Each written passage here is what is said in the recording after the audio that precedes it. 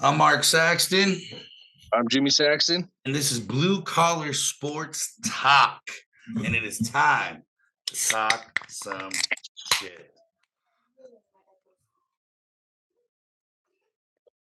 And some shit we will talk. Oh, that was good stuff. I tell you what. This whole week now.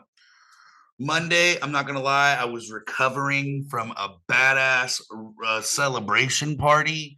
Tuesday, we had some things go on. Code Red Lawson got sick. He's always sick. I think his immune system's made of pussy. Um, so Jimmy, I thank you for taking over. I know you got work early in the morning, as do I. So let's without further ado, let's jump right into this shit, huh? Let's That do it. being said, Super Wild Card weekend was upon us, and Sure what? what a weekend! What there was some fireworks, if you will. So let's start it off. Browns going to Houston, which I expected Believeland to come in defensively, and that is not what taken place. What took place, Jimmy? What you got? Oh man, text CJ Stroud's what happened. That's what happened. CJ Stroud just started throwing it around. That's all. Browns didn't know how to handle it. Yeah, no, absolutely. I mean, I agree. Flacco had a bad game. It was a bad day to have a bad game. 34-46, 307 yards of tutty, which ultimately didn't matter. And two INTs. I believe one of those was a pick six.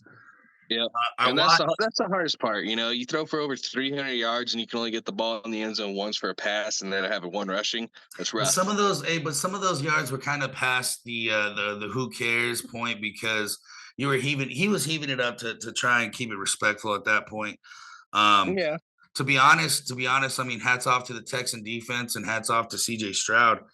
I mean, CJ 16 to 21, 274 yards, not one and not two, but three of them things. Oh Getting yeah. it done.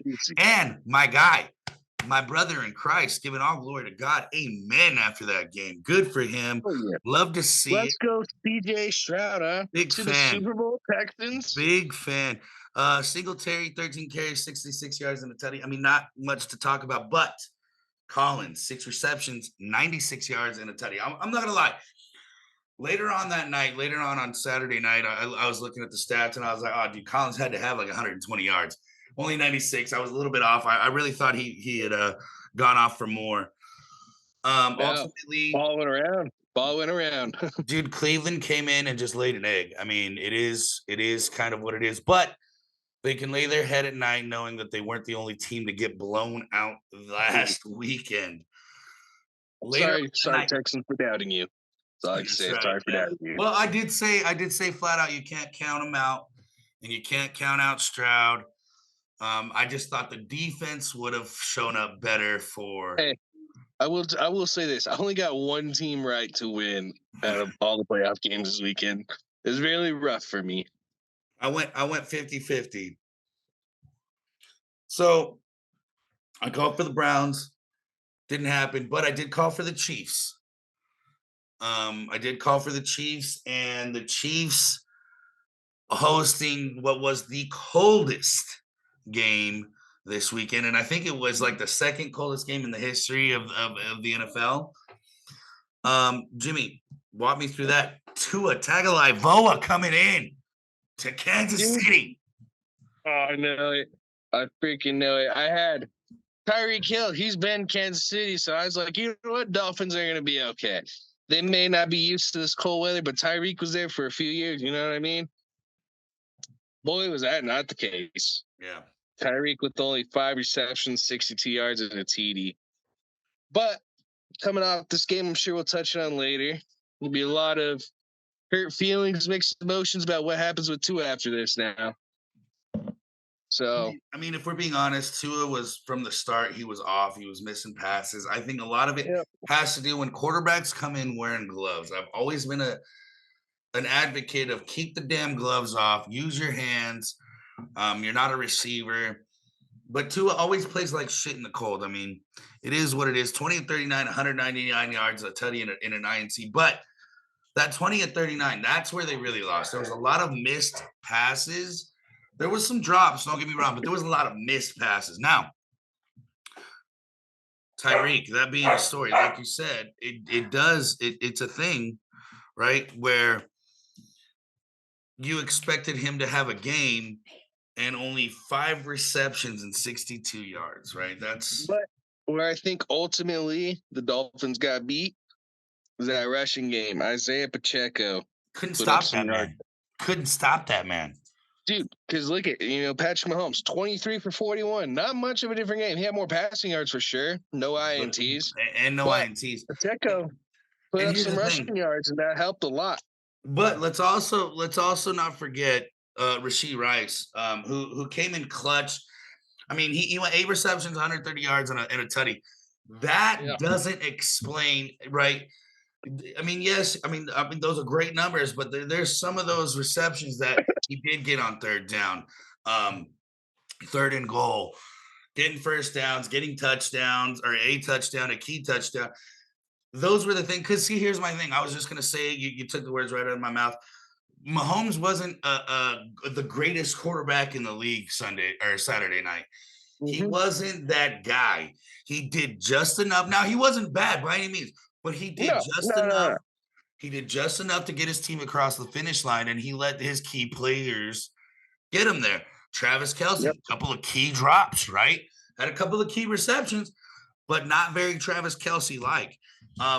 Ultimately, 26-7 Chiefs, and they are going Hope to you didn't host buy a beer at Buffalo that for game. the That's all I rematch. hope. What's Hope that? you did not buy a beer at that game. Oof, it was a waste of money unless you slammed it. Yep. Hey, but just for fun, speaking of cold games, can we talk about the fact a couple years ago, Belichick won a game by only throwing the ball 3 times all game? Yes, yes. So it is doable, people. It is doable out there. You just Agreed. gotta get creative. Now let's move it on to Sunday, huh?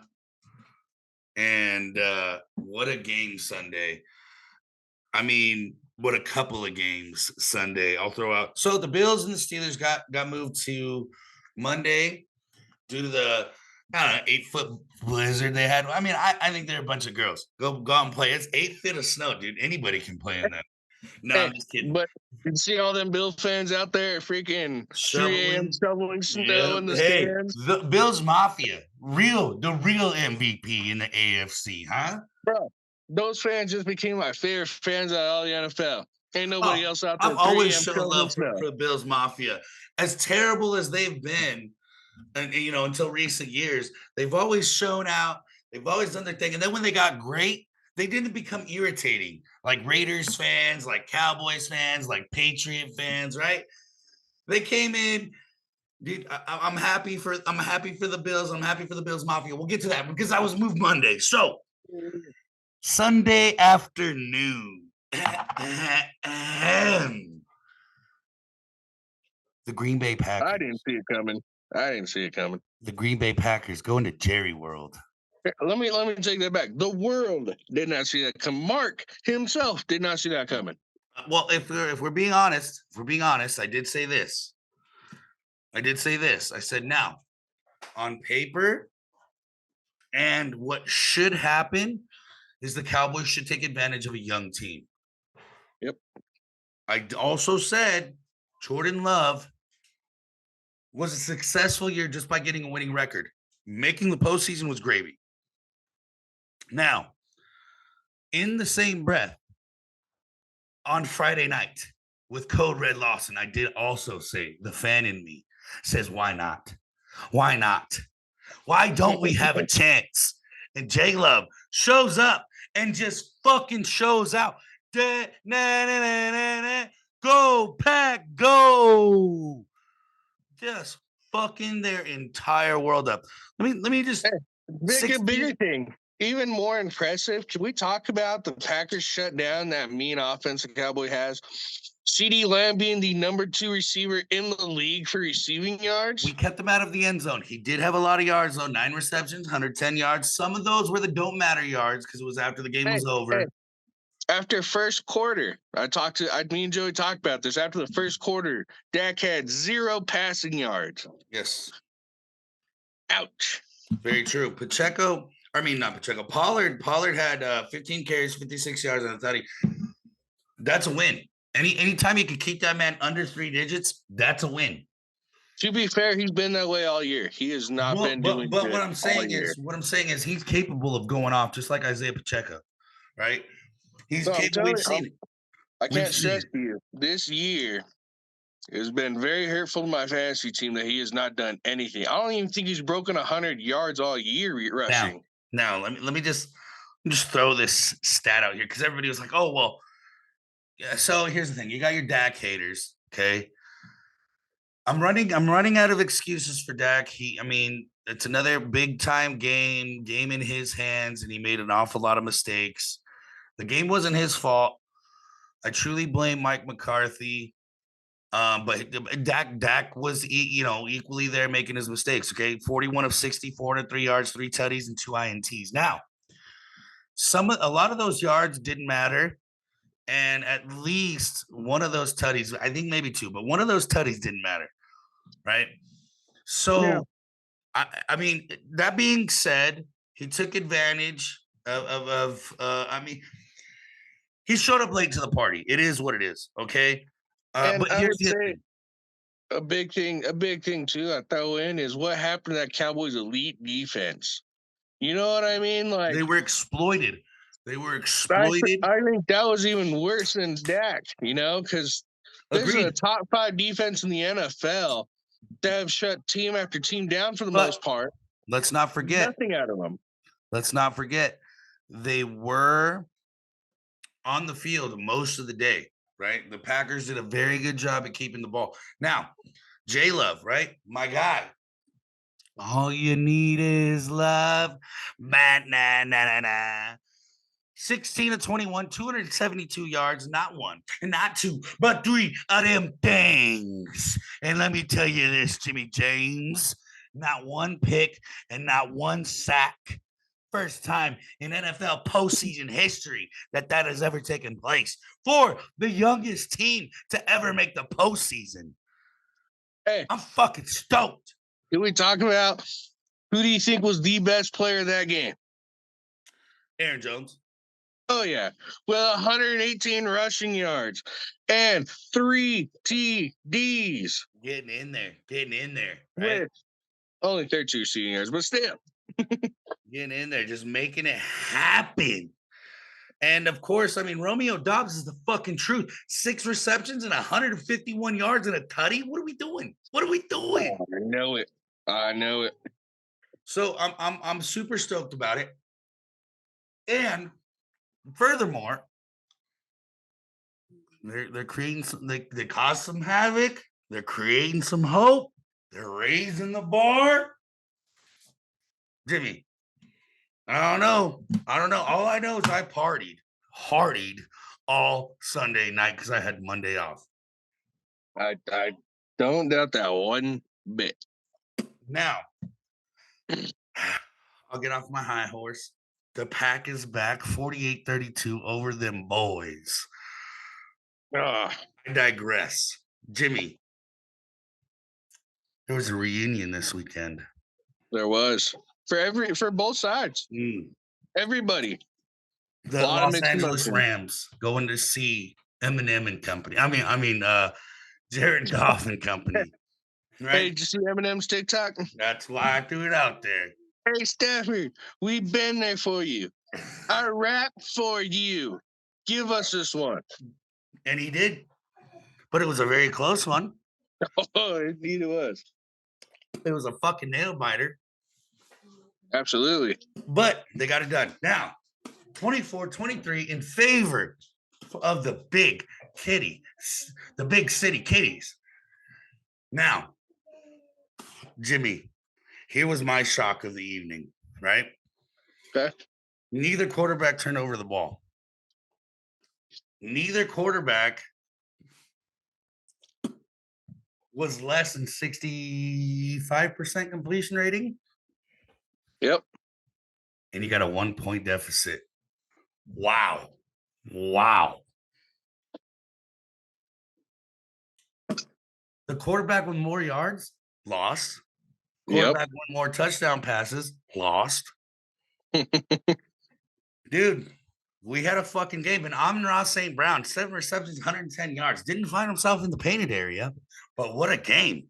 David Montgomery, he didn't run a whole lot, but he did enough.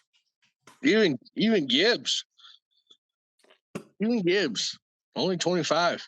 Yeah, but it was enough. Both of them got a TD, though. Very, very defensive game. I do love that running back duo with Montgomery and Gibbs, though. I like it. Might do some work. I'll tell you, it stresses me out every week trying to pick between the two. I'll tell you right now, as a Packers fan, I'm happy for Dan the Man. I'm happy for Jared Goff. I would have been happier for Stafford. I know he's already won one. It would have been nice to see him do his thing back home, right? But I'm not mad that the Lions are doing good. No. And Lions have had like a rough decade, so good for them. Right. Rough couple of decades, actually. Packers fan of me, right? Fuck the Lions, but I'm not minding. Now. So good for Goff and company. Good for Dan the Man. Good for Hutchinson, who also had a decent game. Let's moving on. Monday afternoon, the snow was shoveled out. Jimmy, what happened? What had happened?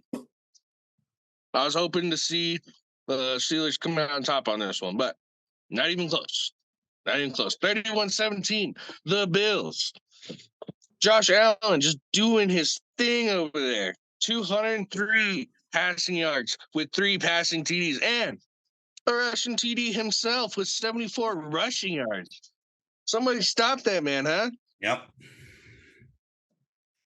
Dude, Josh Allen, what was it his teammate said? We beg that motherfucker to dive every once and again. I mean, what a boss. He's a tough son of a bitch, strongest arm in the league, and he's a Padres fan, fella. Let's go. Oh, let's go. Now, got a little sketchy, right? They had a blocked field goal. Pittsburgh started showing some life, a couple of questionable calls at the end of the game. I don't want to get too deep into it.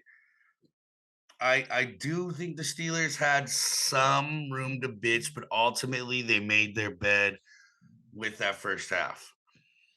I mean, Allen doing his thing, 3 tutties. What are you gonna do, right?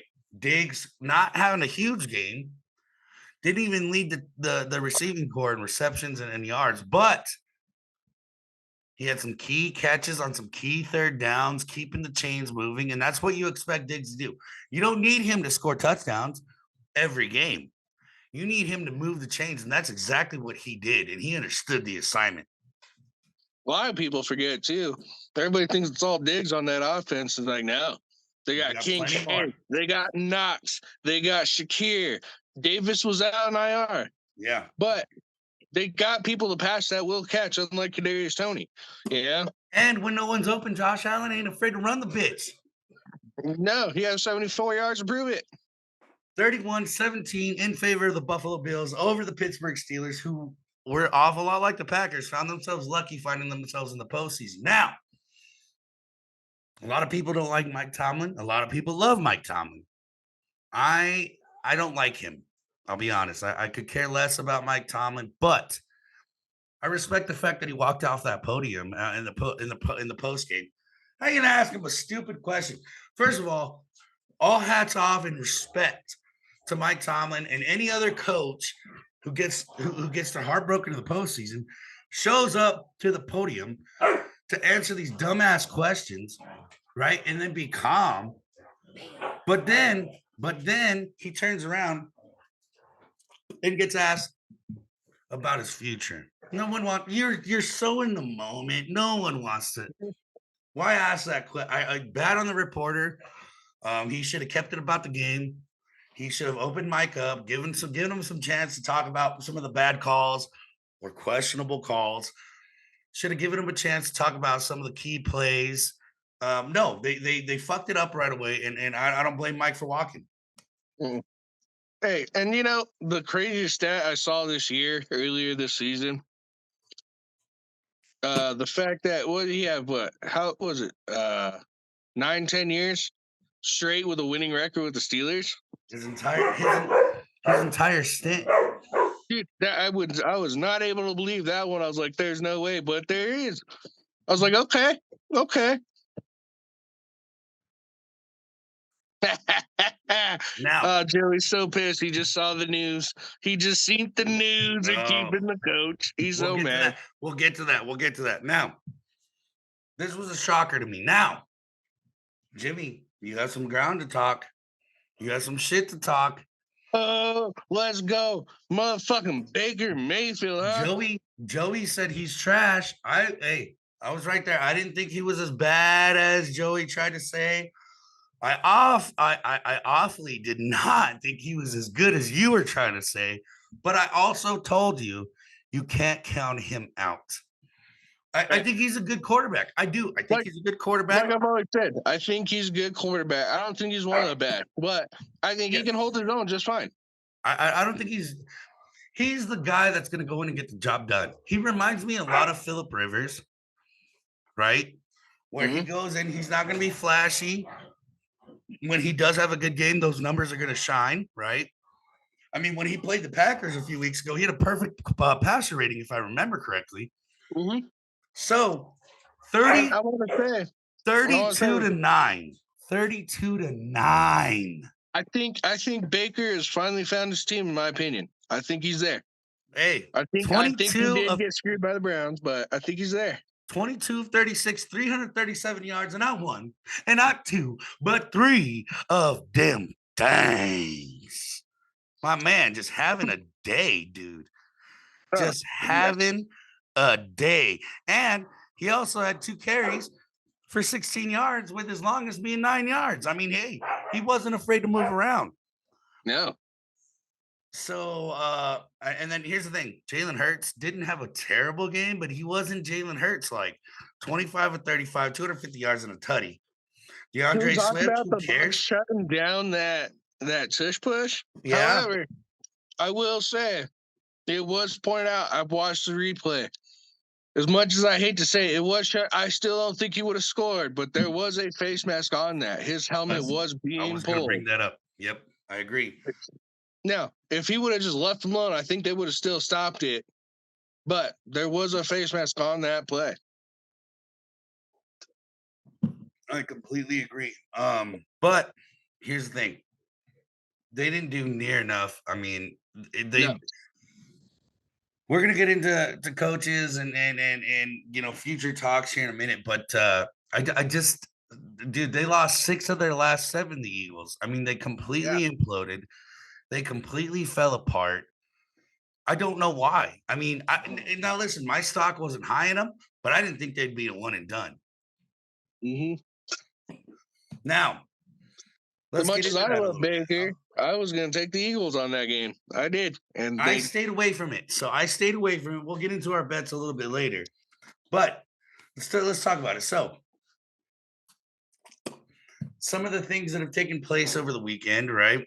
The Cowboys came out today and said they were going to stick with McCarthy. Now, I think that's a mistake. I think Dan Quinn is the only thing that they have going for him, even though that we exploited Dan Quinn's defense on Sunday with such a young team, right? And here's my thing.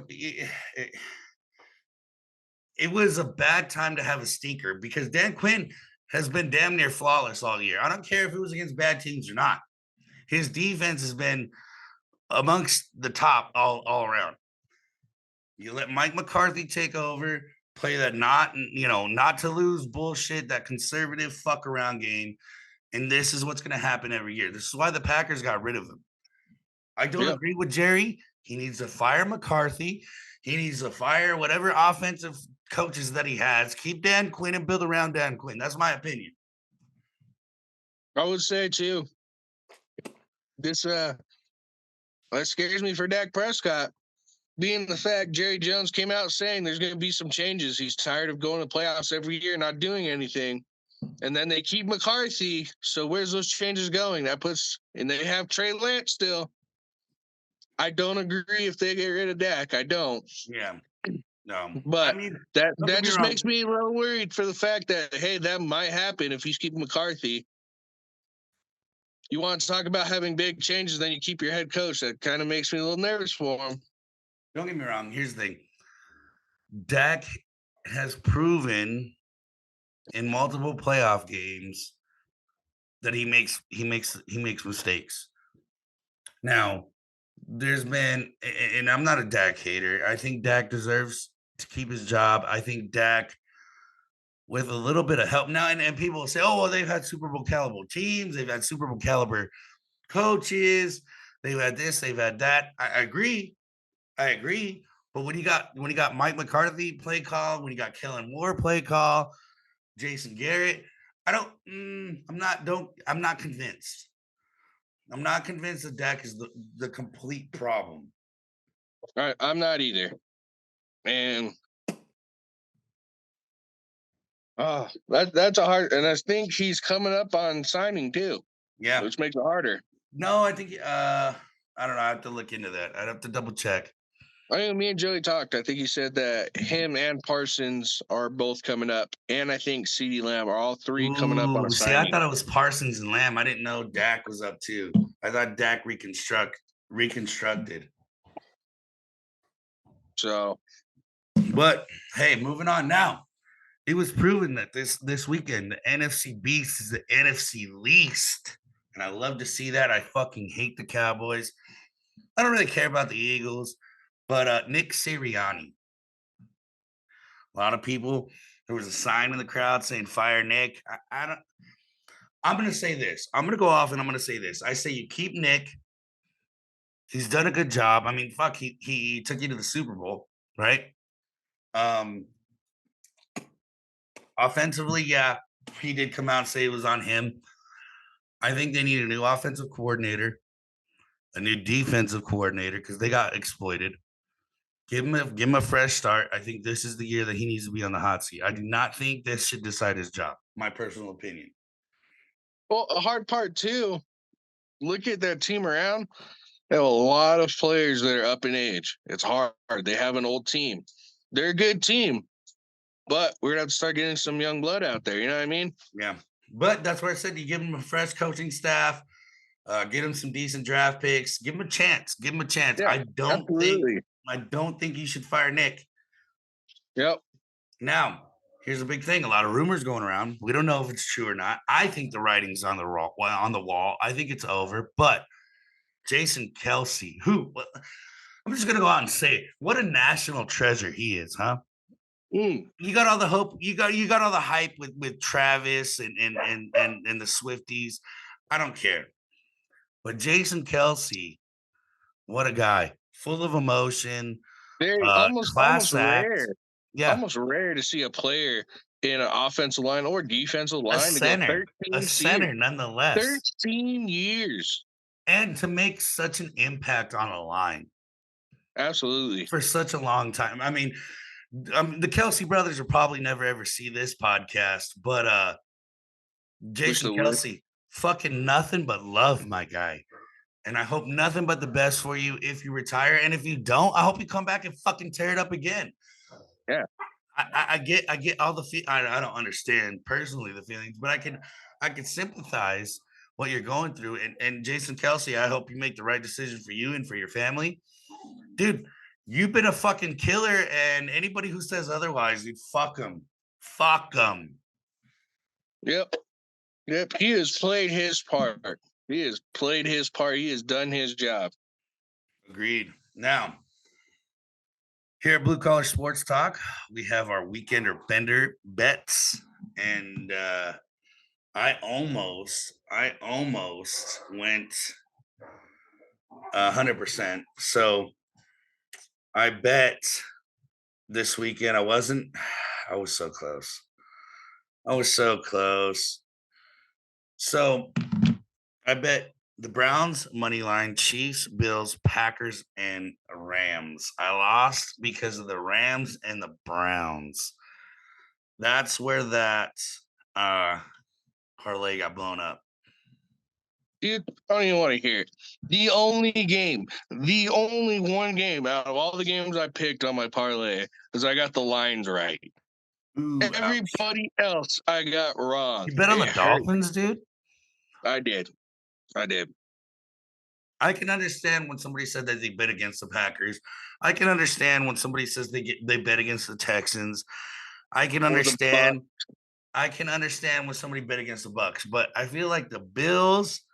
I feel like I don't know because I bet against the Lions, but I thought the Steelers would be the underdog, like the they didn't Packers have were. TJ though. They didn't have TJ. I give it a shot still, yeah. Hey, I get Here's it. what it is. Now get Here's what it this. is. Get Hey, this. My other parlay for the weekender bender, right? I had Green Bay Packers money line. It was a single game parlay. And I had a 30% boost thanks to DraftKings, right? So I had Packers money line. I had J Love for over a touchdown and a half passing. J Love for over 247 and a half yards. Christian Watson, anytime scorer, and CeeDee Lamb, anytime scorer. And I got fucked because neither of those receivers scored. ouch. It was tough. It was tough. I mean, I'll take the win all day, but I had $60 in DraftKings teams because I bought one for each day, Saturday, Sunday, and Monday. Yeah. mm, Saturday hurt. I did not pick one Packer. That hurt the worst. yeah, Not bet. having Aaron Jones, not having Romeo Dobbs. Ouch. Yeah. And The only thing I walked away was the $30 I got on Monday. they were the fucking truth. Yep. So I at least that does want it for my tonight. money back. That does it for tonight, folks. Once again, Jimmy, Go ahead. thank you. Yeah, what you got? I got one. Austin Eckler, okay? I've been looking at the situation. There's still He's a got to talk decent about his chance- Chargers, folks. He's got to make them relevant. Let him have bro, it. bro, I had a very depressing year, okay? Okay. But I have been reading on it. There is a decent chance. I'm not saying really great. I'm saying like a 20 to 30% chance that he may re-sign with the Chargers. He's not expected hardly any offers come this offseason. There's not a lot of teams out there that need a running back right now. I mean, I feel like the Everybody's running back game got is at strong. least one, if not two or three. So Yeah. any running back, and it sucks to be a running back right now in this NFL because you're not going to get the contract offer you want. Yeah, it's Because not like they'll back be in the like, day. cool. It's not like Marshall Falk, right? Adrian Peterson, Marshawn Lynch, LaDainian Tomlinson, Sean Yeah, and then Alexander. It's not like those days.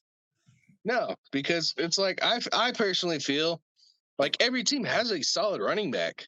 Every single team in the NFL has a guy they can hand the ball off to, and I feel that's why it's hard for players to get signed. Like Dalvin Cook sat behind Brees Hall, Zeke Elliott sitting behind Stevenson, Tyler Algier, Bijan Robinson. Like all these, they had three running backs, and it's like, what do you do? There's so much running backs with good talent that's hard to get an offer because it's like if you want all this money, well, I can just go to another running back.